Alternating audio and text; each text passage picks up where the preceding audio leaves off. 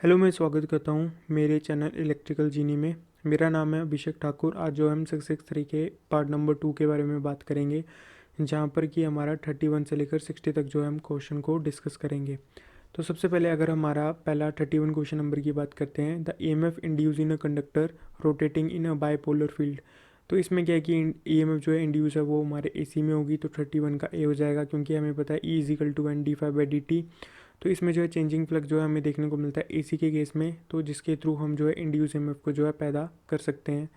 अगर हम बात करें फैराडे के फर्स्ट लॉ से, तो Faraday the first law of electromagnetic induction induction state that whenever a conductor is placed in a very magnetic field, EMF is induced in which is called the induced EMF। और अगर हमारा उसी में close path बन जाता है तो वहाँ पर इंड्यूस करंट हमें जो है देखने को मिलता है। तो अगर हम बात करें फैराडे सेकेंड लॉ का of an electromagnetic induction state that the magnitude of the EMF induce in a coil is equal to the rate of change of the flux that linked with the coil, and the flux linkage of the coil is the product of the number of the turns of the coil and the flux। तो N d∅dt and Lenz law जो है इसमें हमारा जो है polarity बताएगा जो हमारे पास इंड्यूस EMF की है, और इसमें ये जो है law of conservation of energy के ऊपर बात करेगा। तो हमारे पास यहाँ पर 31 का A हो जाता है, और बाकी आप अगर नोट करना चाहते हो तो इसमें पॉज करके नोट कर सकते हो। अगर हम 32 क्वेश्चन नंबर की बात करेंगे, neglecting all the losses, how is the developing torque of an DC separately excited motor operating under the constant terminal voltage related to its output power। तो हमें पता है power is equal to omega होती है, and power is proportional to torque. तो torque is proportional to power, इसमें 32 का B बन जाता है। तो हम जो पावर को V/I की फॉर्म में लिख सकते हैं। cos फाई आएगा नहीं क्योंकि DC की बात हो रही है, एंड T तो टॉर्क होगी, एंड जो ओमेगा है वो 2πN हो जाएगा। तो यहाँ पर जो 32 का हमारा B हो जाता है। अगर हम 33 की बात करते हैं, ये नंबर ऑफ टाइम रिपीट हो जाता है। The pole shoes of a DC machine is laminated for the purpose of. अब देखो ये जो हमारे पास DC मशीन में ये वाला ओ को योग होता है, योग के बाद इसमें पोल कोर बोलते हैं, ये पोल शूज़ होता है जिसको कि एक को नाम से बोल सकते हैं पोल फेस, एंड ये वाला जो चीज़ है पोल कोर होता है। यहाँ पर कि हम फील्ड वाइंडिंग्स को कनेक्टेड करते हैं, जो पोल शूज़ होता है उसके थ्रू हमारा जो फ्लक्स है वो योग से होते हमारा जो पोल शूज़ होता है या पोल से होते हुए कहाँ पर जाता है, आर्मेचर में जाता है। अब इसमें आता है कि दो प्रकार में बात की जाती है। देखो, अगर हम प्योर फॉर्म ऑफ DC का इस्तेमाल करेंगे इसमें फील्ड वाइंडिंग्स में, तो उसमें लेमिनेशन की ज़रूरत नहीं होती। बट अगर हम क्या करते हैं कि AC को DC में कन्वर्ट करते हैं किसी भी कन्वर्टर के थ्रू, तो उसमें जो है रिपल फॉर्म ऑफ DC हमें जो है देखने को मिलती है, जिसके थ्रू हमें जो है लेमिनेशन करने की ज़रूरत पड़ती है। एंड अगर हमारे रिपल फॉर्म ऑफ DC होगी तो लेमिनेशन किसके लिए किया जा रहा है, एडी करंट से बचने के लिए। तो 33 का हो जाएगा अपना B, decreasing the eddy current loss. अगर हम 34 क्वेश्चन नंबर की बात करते हैं, the lab winding is preferred for which type of the machine. तो चलिए इसके जो है चलर से इसके ऊपर बात करते हैं। नंबर ऑफ टाइम जो है ये क्वेश्चन रिपीट होता है, ये DC मशीन का टॉपिक है। देखो, लेट अस अज्यूम करते हैं कि हमारे जो कंडक्टर उसको इसमें Z से रिप्रेजेंट करते हैं। अगर हमारे पास कंडक्टर 8 है, पोल 4 हैं, और जो है कंडक्टर या बोल सके एक कंडक्टर में जो EMF है वो हमारे पास 1 वोल्ट बन रहा है। तो हमें पता है कि लैब में जो हमारे पास जो पैरेलल पाथ है, इसमें पैरेलल पाथ है, एरिया मत मान के चलना। तो इसमें जो हमारे पास पैरेलल पाथ है वो पोल के इक्वल होगा। तो हमें पता है कि लैब में हमारे पास जो है पोल अगर 4 हैं तो पैरेलल पाथ भी हमें जो है 4 देखने को मिलेंगे, जैसे 1 2 3 4। बट हमारे पास कंडक्टर 8 हैं, तो हम इसमें जो है 2 2 के इसमें पेयर में बनेंगे ये। एंड इसमें देखेंगे पैरेलल पाथ जितना होता है उतना ही हमारे पास करंट होगा, तो हम मान के चलते हैं इसमें 4 एम्पेयर का करंट है। एंड पैरेलल में हमारे पास जो है वोल्टेज सेम होती है, तो वो कितनी हुई, 2 वोल्ट हो गई। Current 4 ampere and volt 2 volt. तो हम इसमें जो पावर देखेंगे तो पावर कितनी है इसमें, 4 × 2 8 वाट। तो हम देख सकते हैं यहाँ पर, तो यहाँ पर हमें देखने को मिलता है कि जो करंट है वो ज़्यादा है and has compare two volt के कंपैरिजन में। बट चलो हम जो है वेव की बात करते हैं। वेव में जो हमारे पास नंबर ऑफ पैरेलल पाथ होते हैं वो 2 होते हैं। ये जो है डिपेंड नहीं करते हैं आपके पोल्स के ऊपर, जैसे कि आपकी वेव में डिपेंड करते थे। तो हमारे पास कंडक्टर कितने हैं, 8 कंडक्टर हैं, और पैरेलल पाथ 2 हैं, तो 4 इधर लेकर आएंगे। तो पैरेलल पाथ में फॉर एग्जांपल अगर इसमें 2 एम्पेयर का करंट जो है फ्लो करेगा, एंड इसमें जो पैरेलल में अगर वोल्टेज की बात करें तो किसमें कितने 4 वोल्ट है। तो पावर इसमें करेंगे V/I, 4 × 2 8 वाट। तो इससे एक चीज़ का पता चलता है कि जो हमारे पास power of lab in power of wave, तो दोनों इक्वल है। पावर हमारी लैब में और वेव में दोनों इक्वल है, देख सकते हो 8 वाट एंड 8 वाट। अब इसमें बात करेंगे कि अब देखो लैब में बात करेंगे, लैब में क्या था कि करंट ज़्यादा था, पैरेलल पाथ में करंट हमेशा ज़्यादा होगा, बस ये याद रखना। लैब वाइंडिंग में पैरेलल पाथ ज़्यादा होते हैं तो इसमें high current and low voltage. और वेव में बात करेंगे कि जहाँ पर हमें high voltage and low current की बात करेंगे तो हम वेव कनेक्शन करेंगे, और अगर लैब की बात करेंगे तो इसमें high current and low voltage. तो आई होप आपको ये चीज़ समझ आ गई होगी। तो 34 का हमारा सी हो जाएगा high current and low voltage, तो लैब के लिए हमारा सी हो जाता। अगर हम वेव की बात करते तो इसमें हो जाता लो करंट एंड हाई वोल्टेज। तो 34 हो गया आपका क्लियर। 35 की बात करते हैं, देखो demagnetisation effect which of the following. तो हमारे को पता है ये हमारे पास मेन फील्ड फ्लक्स है, और इसमें जो हम अगर लैगिंग का केस चलते हैं तभी उसमें डी मैग्नेटाइज करेगी। और इसके थ्रू अगर फॉर एग्जांपल हम मानें कि आर्मेचर का जो फ्लक्स है 2 मिली वेबर है एंड मेन फील्ड का 5 है, तो 5 - 2 3 हो जाएगा, मीन्स कम हो जाएगा, 5 से 3 हो गया। तो इस तरीके से हमारा reduce in the main field flux हो जाएगा। अब हमें पता है इजिकल टू k/n हो जाएगा। तो हमारा फॉर एग्जांपल इंड्यूस एमएफ की बात करें, किसी भी बात करें, तो वो भी चीज़ इसमें कम हो जाती है। एंड इसी के थ्रू अपना जो टर्मिनल वोल्टेज है, ड्रॉप को हटाने के बाद जो टर्मिनल वोल्टेज है वो भी हमें जो है कम देखने को मिलेगी। तो 35 का हमारा जो होता है D, B and C, reduce in the main field flux and reduce in the terminal voltage. अगर हम 37 क्वेश्चन नंबर की बात करेंगे, the metric system is called the MKS। अगर हम, ये तो सिंपल था। 38 की बात करेंगे, विच of the following quantity consist of the SI unit of the candela. तो ये लुमिनस इंटेंसिटी। तो ये 38 का ये रिपीटेड हुआ 2-3 क्वेश्चन पेपर्स में। अगर हम बात करेंगे आपका 39, ये मेजरमेंट से है, the हिस्ट्रीसिस in an instrument means. अब देखो इसमें क्या होता है कि सबसे पहले अगर हम बात करें तो मूविंग आयरन का ये टॉपिक है। मूविंग आयरन में जो डिसएडवांटेज होती है सबसे ज़्यादा, वो हाईएस्ट हिस्ट्रीसिस एरर देखने को मिलता है। वो क्यों? क्योंकि इसमें जो है आयरन डिस्क, तो मूविंग आयरन में आयरन डिस्क का इस्तेमाल करते हैं, जिसके थ्रू जो आयरन की जो BH कर्व होता है वो ज़्यादा वाइडर बन जाता है। तो अब देख सकते हो यहाँ पे, तो यहाँ पर जो BH कर्व की बात की गई है, यहाँ पर आपका फ्लक्स एंड करंट की बात करेंगे तो अब देखो 1, 2 एंड 3 की बात करेंगे तो यहाँ पर इसको बोलते हैं लोडिंग होना, एंड 3 से 4 को बोलते हैं अनलोडिंग होना।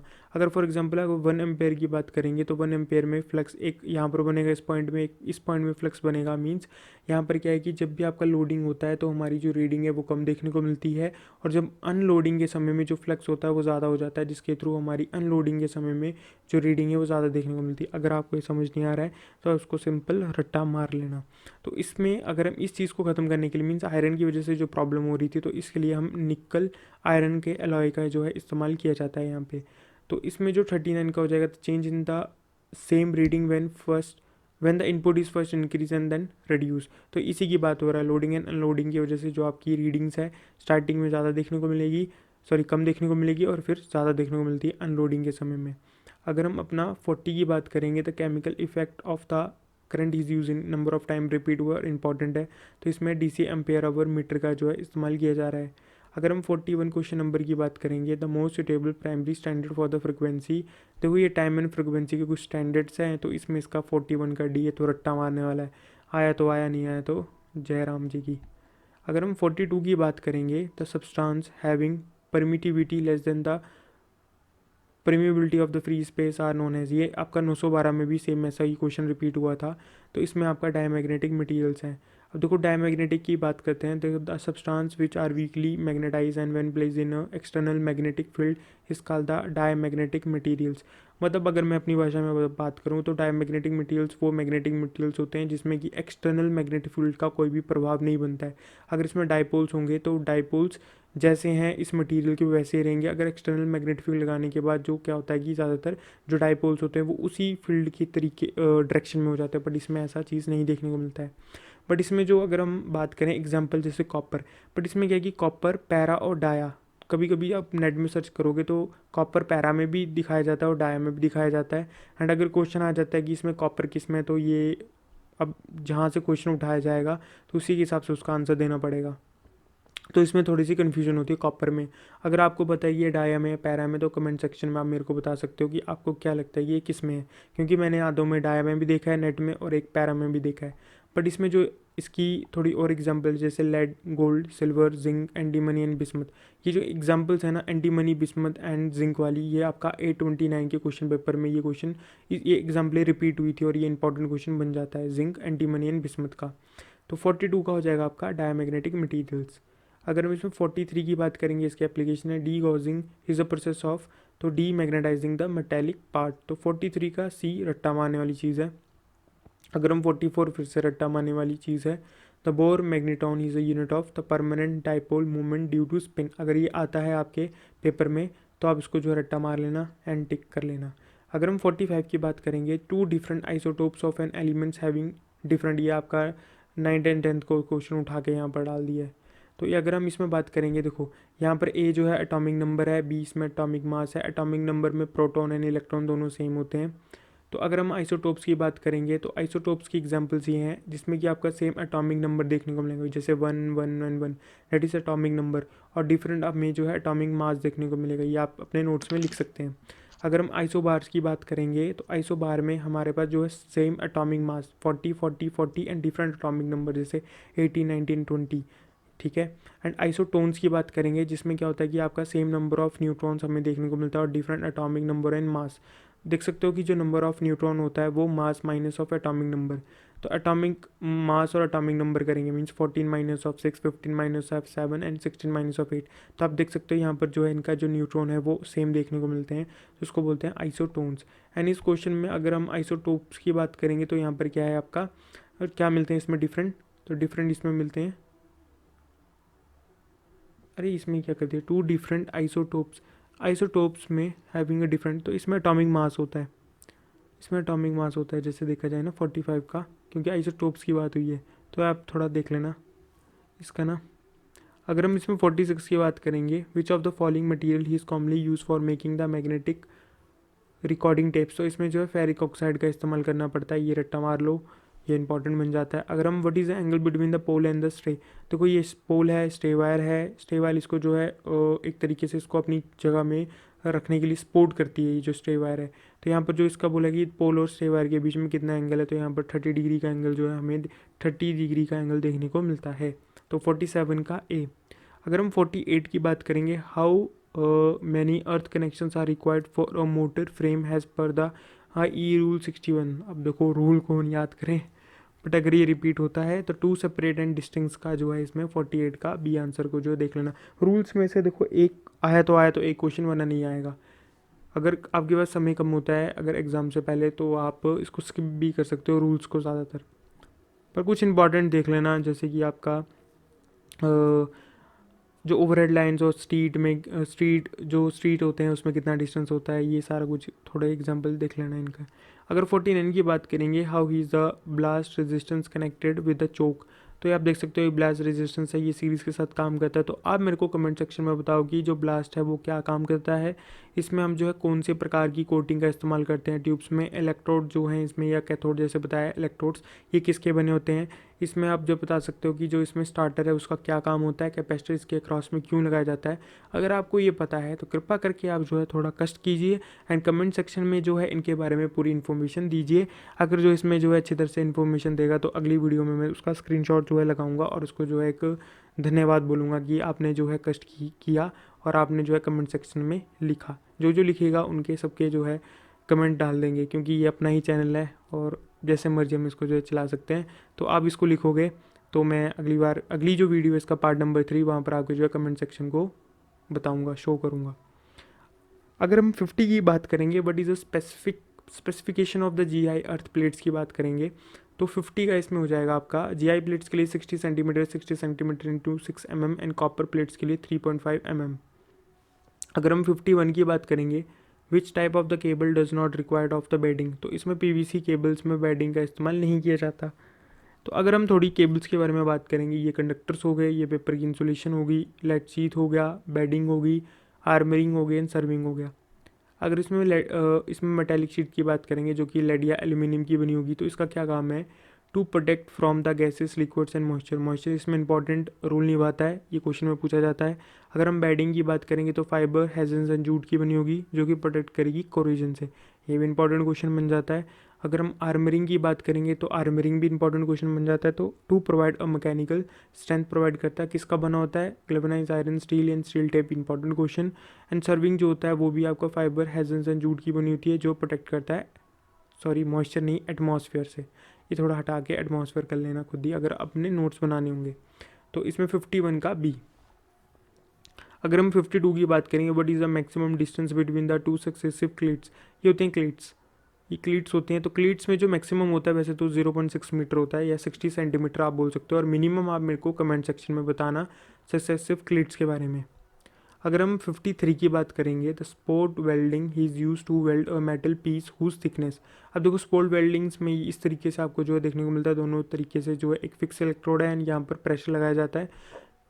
अगर यहाँ पर बात करेंगे तो इसमें वेल्डिंग नगेट जैसे जो है देखने को मिलेगा जब इसमें वेल्डिंग करेंगे।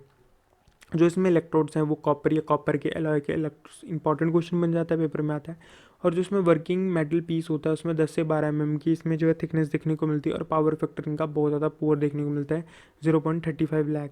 अब देखते हैं कि spot welding has a application in the number of industries, जैसे including automobiles, aerospace, rails, white goods, metal furnitures and electronic, medical, buildings and construction में जो एप्लीकेशंस इनकी। ये एप्लीकेशंस में जो सबसे ज़्यादा इंपॉर्टेंट है इसमें जो ऑटोमोबाइल्स में इंपॉर्टेंट ज़्यादातर इसमें, और इसमें यही इसमें इंपॉर्टेंट बनता है। अगर हम 54 क्वेश्चन नंबर की बात करेंगे, low frequency supply is given to a single phase AC system for traction electrification because. अब देखो इसकी बात करते हैं, सबसे पहले ट्रैक्शंस में थोड़ा इंपॉर्टेंट की बात करते हैं। अगर हम डीसी सप्लाई की बात करते हैं तो डीसी सप्लाई में अगर 600 से लेकर 750 वोल्ट है तो इसमें ट्रैम बेस सब अर्बन सर्विस में इस्तेमाल हो रहा है। अगर से लेकर 3000 की बात करें तो ये मेन लाइन में आता है। और अगर हम डीसी सीरीज़ मोटर की बात करेंगे तो टॉर्क है वो प्रोपोर्शनल टू आई स्क्वायर, तो इसमें high torque at the starting हमें जो है देखने को मिलेगा। अगर इसमें जो है सेकंड की बात करें सिंगल फेज एसी सिस्टम में तो इसमें 15 से 25 केवी तक जो है आपको वोल्टेज देखने को मिलेगी, और जो फ्रिक्वेंसी है वो हमारे पास 16/3 टू 25 हर्ट्ज़। अगर इसमें थर्ड की बात करें थ्री फेज एसी सिस्टम में तो 3.3 केवी टू 3.6 केवी तक हमें देखने को मिलेगा। इसमें होता गया है थ्री फेज एसी सिस्टम में हम इसको इस्तेमाल नहीं करते हैं क्योंकि इसमें जो है 2 फेज़ होगा, और जो थर्ड फेज़ होगा वो जो रेल की पटरी होती है उसको हम जो है थर्ड फेज़ के जैसे जो है लेके चलेंगे। और अगर हम इसमें जो है कांडो सिस्टम्स की बात करेंगे, और इसमें जो थ्री फेज एसी में जो क्या है देखो, single phase two three phase में हम जिसमें कन्वर्ट करेंगे सप्लाई में थ्री फेज इंडक्शन मोटर का इस्तेमाल करेंगे। बट इसमें क्या है कि हमें जो है लो स्टार्टिंग टॉर्क हमें जो है देखने को मिलती है, जो कि ज़्यादा जो है डिसएडवांटेज हो जाती है। और अगर हम सिंगल फेज टू डीसी में कन्वर्ट कर सकते हैं कांडो सिस्टम से, एंड जो कि डीसी सीरीज़ मोटर, तो ये जो है हमारे पास बेस्ट तरीका होता है कि जो हम सप्लाई होते हैं डीसी इसमें इलेक्ट्रिफिकेशन जो उसमें की जाती है रेलवे में वो आपका सिंगल फेज में की जाती है और 25 केवी में की जाती है, फिर इसको जो है कन्वर्ट किया जाता है फर्दर आगे। तो अगर हम इसमें बात करें जो अपना क्वेश्चन था इसमें लो फ्रिक्वेंसी वाला, तो जो लो फ्रिक्वेंसी की अगर बात करें तो low frequency he is use because, अब देखो लाइन रिएक्टेंस जो होती है वो एक्सएल इजिकल टू 2πfl होता है। अब हमारे पास फ्रिक्वेंसी कम होगी तो हमारे पास जो लाइन का जो रिएक्टेंस है वो भी कम होगा। अब देखो लाइन का जो रिएक्टेंस कम होगा तो इसकी वजह से ड्रॉप कम होगा।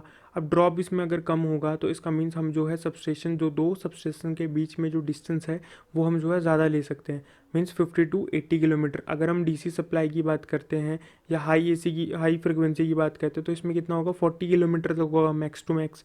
बट यहाँ पर जो है लो फ्रिक्वेंसी की वजह से 50 to 80 किलोमीटर तक चल जाते हैं, जिसके थ्रू क्या है कि ड्रॉप कम होंगे तो पावर फैक्टर इंप्रूव होगा, एफिशिएंसी इंप्रूव होगी इन एन एसी मोटर, और कम्यूटेशन होगा।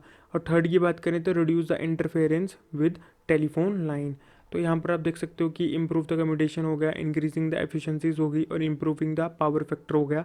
तो 54 का आंसर हो जाता है हमारा इसमें डी आंसर। अगर हम इसमें 55 क्वेश्चन की बात करते हैं, which among of the following is a mechanical braking. अब देखो इसमें क्या है, plugging, dynamic and regenerating braking, तो ये तो इलेक्ट्रिकल ब्रेकिंग्स होती हैं। और इसमें जो है प्नeumatic ब्रेकिंग जो होती है वो आपका कौन सा मैकेनिकल ब्रेकिंग्स होते हैं। आप मेरे को एक चीज़ बताना कमेंट सेक्शन में, जो हम इसमें आजकल इलेक्ट्रिकल गाड़ियों की बात करते हैं तो उसमें कौन सी प्रकार की ब्रेकिंग होती है, या आप मेरे को जो है कमेंट सेक्शन में बताना। अगर हम इसमें 56 क्वेश्चन की बात करेंगे, three phase induction motor he is not suitable for traction purpose because, तो हम क्यों नहीं थ्री फेज इंडक्शन मोटर को is not suitable for the traction system क्यों नहीं इस्तेमाल करते हैं। अब देखो सबसे पहली बात होती है कि इसमें लो स्टार्टिंग टॉर्क हमें जो देखने को मिलती है, जो कि हमने यहाँ पर बताया था आपको, लो स्टार्टिंग टॉर्क। फिर उसके बाद जो है इसमें हाई स्टार्टिंग करंट हमें जो है देखने को मिलता है, जो कि 5 to 7 times of the full load current, and constant speed operation. तो ये थोड़ा गलत है यहाँ पर कि कॉन्स्टेंट स्पीड ऑपरेशन जो है अपने को इंडक्शन मोटर नहीं देती है, कॉन्स्टेंट स्पीड तो होता ही नहीं है। तो यहाँ पर जो हमारा 56 का हो जाता है D answer, all of these. अगर हम इसमें 57 क्वेश्चन की बात करते हैं तो normal voltage use in a dielectric heating, तो देखो डाइलेक्ट्रिक हीटिंग में हम 1.5 किलो वोल्ट तक की जो है वोल्टेज का जो है इस्तेमाल करते हैं। जो फ्रिक्वेंसी है वो 1 मेगाहर्ट्ज़ टू 50 मेगाहर्ट्ज़ तक के लिए होती है। हीटिंग की बात करें तो ये नॉन कंडक्टिव मटेरियल्स की हीटिंग करता है, जिसकी एग्जांपल जैसे ग्लूइंग करना, ड्राइंग ऑफ वुड करना या फूड प्रोसेसिंग में जो है इस्तेमाल किया जाता है किसका, डाइलेक्ट्रिक हीटिंग का। तो 57 का हो जाएगा आपका ए आंसर। अगर हम इसमें 58 की बात करेंगे, if an arc furnace the choke is provide to. देखो चोक का काम इसमें स्टेबलाइजिंग द आर्क का करना, ये आपका हीटिंग से आ जाता है, बट इसमें आप जो है इसको याद रख सकते हो, इसको एक्सप्लेन करने की मेरे को ज़रूरत नहीं है क्योंकि ये अलग ही टॉपिक्स हैं। अगर हम 59 की बात करेंगे, if the rated DC important है, if the rated DC voltage is applied instant of an AC to the primary of the transformer. अब देखो इसमें बात करते हैं, देखो ये अपना V1 E1 एंड E2 ये अलग चल गया। एंड अगर हम बात करें करंट में, इस साइड प्राइमरी साइड की बात करेंगे करंट में, तो करंट होगा के लगाओ V1 minus of V1 R plus JXL। यहाँ पर थोड़ा मैंने किया नहीं डायग्राम में, जो कि आपका इम्पेडेंस होगा। हमें पता है कि जो आपका इंड्यूस EMF है E equal to an d∅dt होता है। तो इसमें क्या है कि अगर हम AC सप्लाई है तो अपना d∅dt होगा, बट अगर हम DC सप्लाई होगा तो rate of change of flux with respect to the time नहीं होगा, मीन ज़ीरो। एंड इसकी वजह से आपका जो इंड्यूस EMF होगा, इंड्यूस EMF वो भी हो जाएगा ज़ीरो। अगर इसमें बात करें JXL की, मीन्स इसमें आपका इंडक्टेंस है, तो इंडक्टेंस है 2πfl, तो फ्रिक्वेंसी ज़ीरो तो रिएक्टेंस ज़ीरो, तो ये भी कैंसिल होगी। यहाँ पर ये चीज़ मतलब रेजिस्टेंस आपका कम हो जाएगा ओवरऑल। एंड उसके बाद बात करेंगे जो माइनस चीज़ है वो हट जाएगी, तो वोल्टेज बढ़ जाएगा, जिसके थ्रू आपका जो करंट होता है डीसी में, मतलब डीसी के केस में जो आपका प्राइमरी साइड में जो करंट है वो ज़्यादा हो जाएगा। अब हमें पता है कि जो ट्रांसफार्मर में वोल्टेज जो है वो इंसुलेशन के बेसिस में दी जाएगी और करंट आपका थिकनेस के बेसिस में दी जाएगा। जिस हिसाब से थिकनेस में अगर उसकी लिमिट थी कि वो आपका 20 एम्पेयर तक का करंट लेकर जा सकता था, उतनी उसकी थिकनेस की लिमिट थी। बट अगर इसकी वजह से डीसी सप्लाई की वजह से अब वो 20 से 80 हो जाएगा, तो हमारी जो प्राइमरी साइड की जो वाइंडिंग है वो बर्न आउट हो जाएगी। तो 59 का हो जाएगा अपना primary of the transformer will burn. अगर इसमें हम 60 क्वेश्चन की बात करेंगे, a transformer with an output voltage of this his supply at इतना, इफ़ द सेकेंडरी हैज़ इतना turns calculate the number of the primary turns. हमें पता है V1 V2 is equal to N1 N2, तो हमें इसमें N1 टर्न्स निकालने हैं। तो इसको जब हम सॉल्व करेंगे तो कितना निकलेगा, इतना, तो 115, तो 60 का हो जाएगा हमारा ए। तो आज जो है हमारा 31 से लेकर 60 तक जो है क्वेश्चन सॉल्व हो चुके हैं, तो स्क्रीन ही ब्लैंक होगी। तो यहाँ जो है हम देख सकते हैं। तो अगले हम जो है बात करेंगे आपका 61 से लेकर आपका कितना होगा 90 तक जो हम बात करेंगे। अब इसकी 2 और वीडियो बनेगी, तो आप जो है मेरे जो है वीडियो को लाइक कीजिए। कमेंट सेक्शन में कुछ लिखना चाहते हो तो जो मैंने जैसे बताया तो आप वो लिख देना, जैसे मैंने आपको बताया था कि अगली जो वीडियो होगी उसमें आपके जो कमेंट को डाल दिया जाएगा। एंड अगर शेयर करना चाहते हो तो शेयर भी कर देना, नहीं करना चाहते तो नहीं करना। एंड धन्यवाद।